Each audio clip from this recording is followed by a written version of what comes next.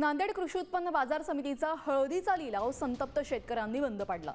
बाजार समितीमध्ये व्यापाऱ्यांनी संगनमत करून उच्च प्रतीची हळद अवघ्या 12 ते 13 हजार रुपयांमध्ये खरेदी केल्याचा आरोप करत संतप्त शेतकऱ्यांनी लिलाव बंद पाडला।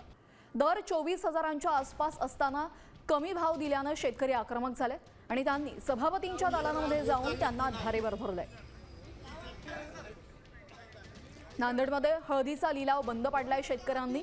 व्यापारी हळद खरेदीमध्ये लूट करत असल्याचा आरोप शेतकऱ्यांकडून करण्यात आलेला आहे आणि त्याचमुळे नांदेडमध्ये शेतकऱ्यांनी अखेर नाईलाजाने हा लिलाव बंद पाडला।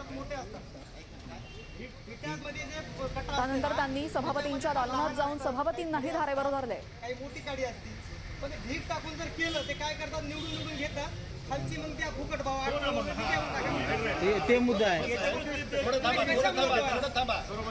म्हणूनच आम्ही तुम्हाला सांगतो पण पोह्याचं वजन किती होते? वजन किती असतं? अर्धा किलो 1400 दीड किलो 1.5 किलो म्हणूनच काय तो इथल्या स्थानिक बाजारामध्ये सुद्धा भाव कमी झाले। तर शेतकऱ्यांचा रोष असा आहे की बाबा ज्यावेळेस पडतात भाव त्यावेळेस त्याची अंमलबजावणी फार लवकर होती आणि वाढतात त्यावेळेस फार कासव गतीनं होती किंवा फार स्लो होते गोगलगाईच्या गतीनं।